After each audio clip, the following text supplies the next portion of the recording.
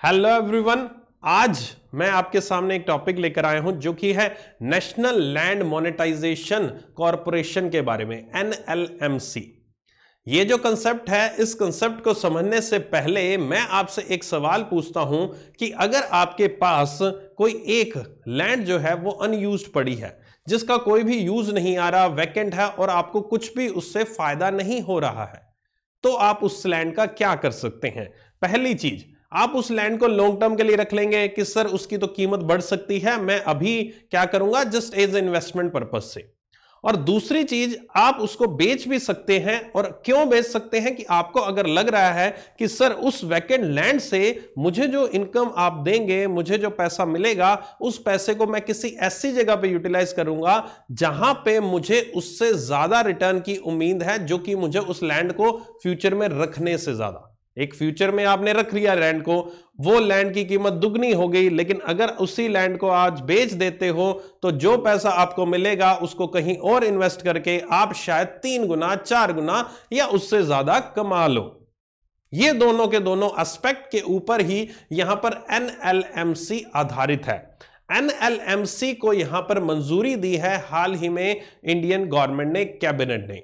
अब ये जो एनएलएमसी है, ये यहां पर क्या करेगी, ये इंडिया के, गवर्नमेंट ऑफ इंडिया के अलग अलग डिपार्टमेंट, अलग अलग मिनिस्ट्री के तहत जो यहां पर अनयूज्ड लैंड है, अनयूज्ड लैंड या फिर जो आपके यहां पर वैकेंट या फिर नॉन कोर असेट है आपकी किसी भी पब्लिक सेक्टर अंडरटेकिंग की, उनको सेल किया जाएगा। मैंने यहां पर शब्द यूज किया नॉन कोर असेट का। नॉन कोर असेट से आप यह समझते हैं कि ऐसी कोई असेट, ऐसी कोई चीज जो एक किसी ऑर्गेनाइजेशन के द्वारा यहां पर ओन की जाती है, लेकिन उसका डायरेक्ट संबंध उस ऑर्गेनाइजेशन के रूटीन ऑपरेशन से नहीं है।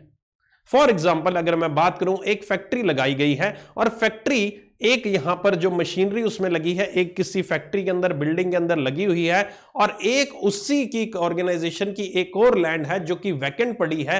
तो यहां पर जो मशीनरी लगी है, जिस पर्टिकुलरली बिल्डिंग में वो चीज लगी हुई है जिससे प्रोडक्शन हो रहा है, वो तो कंपनी की हुई कोर असेट। और एक जो लैंड जो वैकेंट पड़ी है लेकिन उस कंपनी ने खरीद रखा है कि फ्यूचर में कभी यूज करेंगे, वो कंपनी की हुई नॉन कोर असेट। इसी तरह से यहां पर इंडिया में बहुत सारे ऐसे मिनिस्ट्रीज हैं, बहुत सारे ऐसे हमारे डिपार्टमेंट है गवर्नमेंट ऑफ इंडिया के, जिनकी लैंड ऐसे ही अनयूटिलाइज पड़ी है। अगर मैं एग्जैक्ट डाटा की बात करूं तो यहां पर तकरीबन इंडियन रेलवे की ही बात कर लो तो इंडियन रेलवे की तकरीबन 1.25 लाख एकड़ लैंड जो है बिल्कुल खाली पड़ी है, उसको यूज नहीं किया जा रहा। और यही डिफेंस मंत्रालय की अगर बात करो तो, जो कि इंडिया में सबसे ज्यादा अनयूज लैंड इसी के पास है, और वो फिगर आता है 16.35 लाख करोड़ का।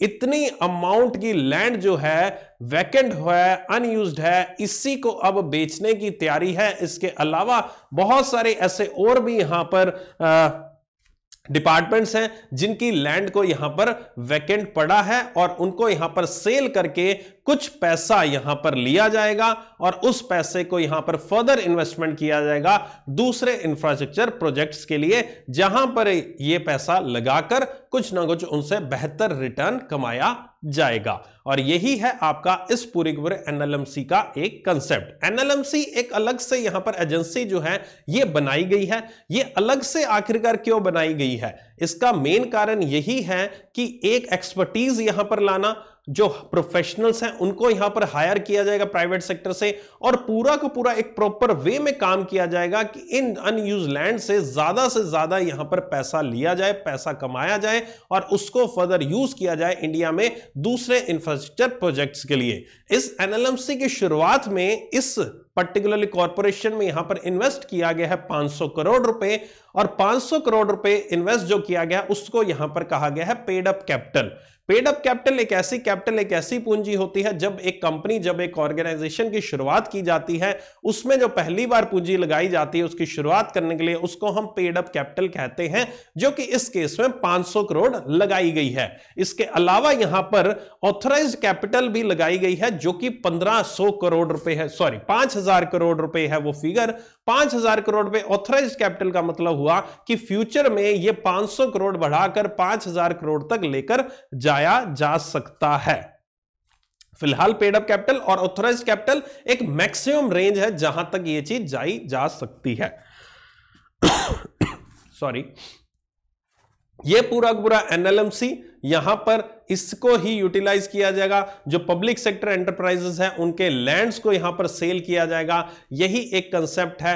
अब आप इस कंसेप्ट को जो नेशनल मोनेटाइजेशन पाइपलाइन प्लान आया था उससे कहीं पर भी रिलेट मत कीजिएगा, क्योंकि ये पूरा जो कंसेप्ट है बिल्कुल डिफरेंट है, ये उससे बिल्कुल अलग है। नेशनल मोनेटाइजेशन पाइपलाइन में क्या होता था, वहां पर आपकी जो एक ऑर्गेनाइजेशन की, मंत्रालय की, गवर्नमेंट डिपार्टमेंट की अगर कोई कोर असेट होती थी, उसको यहां पर सेल नहीं किया जा रहा था, उसको यहां पर किसी और को, कंपनी को यूटिलाइज करने के लिए दिया जा रहा था, जिसके बदले में वो उनको यहां पर कुछ ना कुछ फीस देते।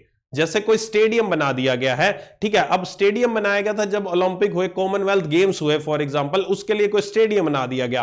अब उस स्टेडियम को क्या किया गया है, अब वो स्टेडियम अनयूटिलाइज पड़ा है, लेकिन वो एक यहां पर स्पोर्ट्स मंत्रालय की यहां पर एक कोर असेट है, क्योंकि फर्दर फ्यूचर में उसको यूज किया जा सकता है, अनयूज नहीं पड़ा है। तो ऐसे ही वो किसी भी पर्सन को, किसी भी ऑर्गेनाइजेशन को हम दे सकते हैं, कोई यूनिवर्सिटी को दे सकते हैं, कोई कॉलेज को दे सकते हैं, ताकि वो वहां पर काम कर सके और उसके बदले में हम उसको चार्ज कर लेंगे। तो जो नेशनल मोनेटाइजेशन पाइपलाइन थी, इसमें यहां पर बहुत सारी ऐसी, रेलवे हुआ, हमारे ऑयल एंड गैस, बहुत सारी ऐसी ऑर्गेनाइजेशन थी जिनके यहां पर एसेट्स को यूटिलाइज किया गया है प्राइवेट कंपनीज के द्वारा या फिर किसी और कंपनीज के द्वारा। लेकिन ये जो एनएलएमसी है इसमें डायरेक्टली सेल ही कर दिया गया है, और सेल किया गया किसको, नॉन कोर एसेट्स को। आई होप ये आपको चीज समझ में आ गई होगी और ये पॉइंट आपको बिल्कुल क्लियर हो गया होगा कि आखिरकार एनएलएमसी क्या है और किस तरह से ये एक कॉरपोरेशन अलग से काम करेगी और किस तरह से यहां पर पैसे जुटाकर ये एक अलग से पैसों को यूटिलाइज करके एक इंफ्रास्ट्रक्चर प्रोजेक्ट्स और ज्यादा बिल्ड करने की कोशिश की जाएगी। अगर सेशन पसंद आए तो जरूर बताइएगा कि किस तरह के आपको ये वीडियोस लग रहे हैं। पसंद आए तो दोस्तों के साथ शेयर करना मत भूलिए, लाइक करना मत भूलिए और इस चैनल के साथ जुड़े रहिए और मेरे साथ बने रहिए।